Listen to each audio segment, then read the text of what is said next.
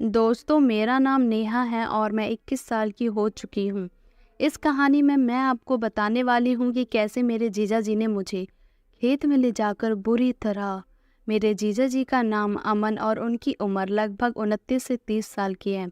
मेरी दीदी की शादी को 3 साल हो चुके हैं और उनकी एक छोटी सी बेटी भी है। मेरे जीजू शुरू से ही मुझ पर लाइन मारते थे और मैं भी उनसे मजाक कर लिया करती थी। मैं जब भी दीदी से फ़ोन पर बात करती तो जीजू भी मुझसे बात कर लेते और इसी तरह धीरे धीरे जीजू मुझे पर्सनली फ़ोन करने लगे। जब मैं समझ गई थी जीजू मुझे सेट करना चाहते हैं, लेकिन फिर भी मैंने जीजू को कुछ नहीं कहा क्योंकि जीजू मेरी बहुत मदद करते थे। मुझे जब भी पैसों की ज़रूरत होती तो वो भेज देते थे तथा कभी कभार सामान मंगवाती तो वो भी ऑनलाइन ऑर्डर करवा देते थे। साथ में मैं अब मुझे भी जीजू के साथ बात करने में मज़ा आने लगा था। एक बार तो जीजू ने मुझे रात में फ़ोन कर लिया और जब मैंने उठाया तो दीदी की चीखी की निकलने की आवाज़ आ रही थी। तभी मैं समझ गई थी जीजू और दीदी क्या कर रहे हैं। फिर मैंने सुबह जीजू को फ़ोन करके डांटा भी तो जीजू बोले कि मैं तो बस तुम्हें सुना रहा था क्योंकि कल को तुम्हारी चीखें भी तो निकलेंगी। जीजू की ऐसी बातें सुनकर मेरी भी हंसी निकल पड़ी। फिर जीजू बोले कि नेहा, मैं तुमसे मिलना चाहता हूँ, कहो तो तुम्हारी दीदी और मैं मिलने आ जाए। मैं समझ गई थी कि जीजू क्यों मिलना चाहते हैं। जब मैंने उनसे पूछा तो वो बोले कि बस ऐसे ही, बहुत दिन हो गए हैं सासू माँ और ससुर जी से मिलने हुए, साथ में तुम्हारी दीदी भी बोल रही थी। तो मैंने जीजू को बोला कि अच्छा, आपने आने का प्लान बना ही लिया है तो फिर आ जाइए और साथ में मेरा गिफ्ट लाना मत भूलिएगा। तो जीजू बोले कि अच्छा बताओ, फिर क्या चाहिए साली साहिबा को। तो मैंने उन्हें सिल्वर चैन की फ़ोटो भेज दी जिसे मैंने पहले से ही पसंद करके रखा था। मैं बिल्कुल भी नहीं जानती थी कि जीजू किसके लिए आ रहे हैं। उनके दिमाग में तो कुछ अलग ही चल रहा था। इसके बाद दूसरे तीसरे दिन ही जीजू और दीदी आ गए। अब की बार जब जीजू आए तो काफ़ी फिट लग रहे थे तथा बॉडी भी मस्त लग रही थी। जब मैंने दीदी से इस बारे में पूछा तो उन्होंने कहा कि पिछले 2-3 महीनों से लगातार जिम जा रहे हैं। पता नहीं इनके सिर पर क्या भूत सवार हो गया है। उस दिन हम बहुत ही खुश थे। जीजू और दीदू शाम को आए थे तथा साथ में मिठाइयाँ तथा खूब सारे सामान भी लेकर आए थे जिससे हम सब मिलकर देख रहे थे। हमारे परिवार में मैं, मेरे अलावा मम्मी पापा और मेरा बड़ा भाई रहता था। लेकिन भैया अभी इंजीनियरिंग करने की पढ़ाई पूरी करने के लिए शहर में वही रहता था, इसलिए घर पर हम 3 ही लोग थे। और अब दीदी, जीजू, मेरी भांजी भी आ गई थी। काफ़ी दिनों बाद घर में रौनक लगी थी और हम सब बहुत खुश थे। शाम को मैंने और दीदी ने मिलकर खाना बना लिया तथा सभी ने साथ में बैठकर टाइम से खा भी लिया। इसके बाद दीदी ने सोने के लिए मम्मी पापा के पास ही अपनी चारपाई लगा ली क्योंकि वो बहुत दिनों बाद आई थी, इसलिए वो आपस में बात कर रहे थे। खाना खाने के बाद जीजू छत पर टहलने के लिए चले गए और मौका देखकर मैं भी जीजू के पास चली गई। जाते ही मैंने जीजू से कहा कि लाइए जीजू, मेरा गिफ्ट दीजिए। तो जीजू बोले कि अरे नहीं हूँ मैं, तुम्हारा गिफ्ट तो रह ही गया।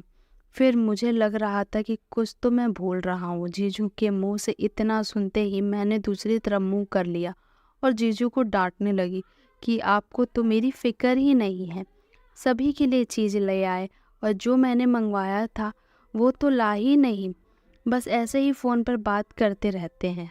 मैं गुस्से में जीजू को सुनाने जा रही थी, तभी जीजू ने मेरे गले में सोने की चैन पहना दी। जब मैंने चैन देखी तो मैं तो खुशी से मारे पागल ही हो गई और जीजू को गले लग गई। फिर मैंने जीजू को बोला भी कि सोने की चैन लाने की क्या ज़रूरत थी, ऐसे ही मैंने आपसे पैसे लगवा दिए। तभी जीजू बोले कि जब तुम जैसी खूबसूरती साली हो तो हीरे का हार देना चाहिए, ये तो कुछ भी नहीं है। चैन पहनते ही मैं उसे दिखाने के लिए नीचे जाने लगी। तभी जीजू ने मेरा हाथ पकड़कर मुझे रोक लिया और बोला कि ये क्या है नेहू, मेरे गिफ्ट तो दे दो। तभी मैंने जीजू से कहा कि अच्छा, तो आपको भी गिफ्ट चाहिए, इसलिए मैंने सोचा कि आप मेरे लिए इतना महंगा तोहफा कैसे लाए हैं। तो जीजू मुस्कुराते हुए बोले कि अच्छा, अब चलो ना, कोने में तुम्हारा गिफ्ट खोलते हैं। तभी मैंने जीजू को मना कर दिया क्योंकि नीचे मम्मी पापा दीदी जग रहे थे। उस वक्त जीजू तो मेरे पीछे पड़ गए और बोले कुछ नहीं होगा, बस 10 मिनट की तो बात है।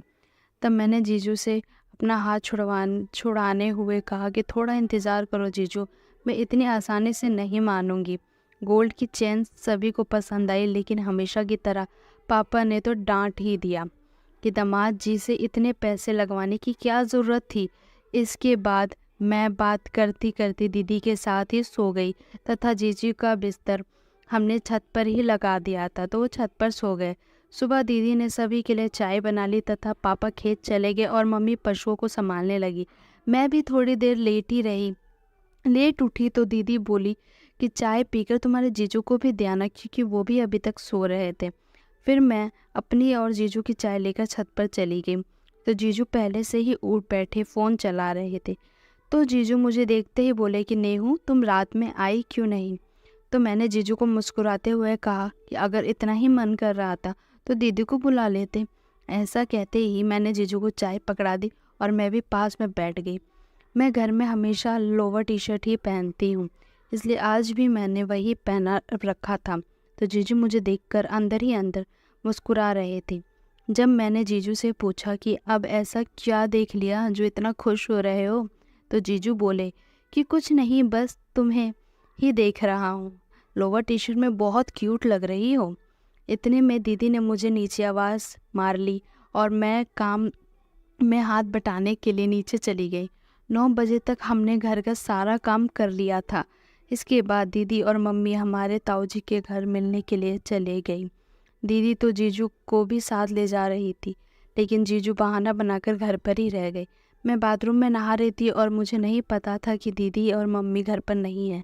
जैसे ही मैं नहाकर बाहर आई तो मैंने देखा कि मेरे बेड पर जीजू बैठे थे तथा उन्होंने फ़ोन पर फिल्म चला रखी थी और उसकी आवाज़ भी ज़्यादा कर रखे थे। मैंने आवाज़ सुनते जीजू के हाथ से फ़ोन ले लिया और तुरंत उसे बंद कर दिया। फ़ोन बंद करते ही जीजू को डांटने लगी, पागल हो क्या? क्या जीजू, अगर मम्मी ने सुन लिया तो प्रॉब्लम हो जाएगी। तभी जीजू एकदम से बोले कि अरे नेहू, डरो मत, घर में हमारे अलावा कोई नहीं है। सासू माँ और तुम्हारी दीदी अपने ताऊजी से मिलने गए हैं।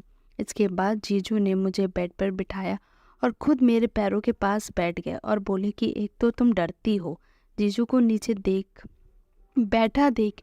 मैंने उन्हें कहा कि अरे आप ऊपर आ जाइए ना, नीचे क्यों बैठे हैं? तभी जीजू बोले कि हाँ आ जाऊँगा, लेकिन पहले तुम जल्दी से आंखें बंद करो।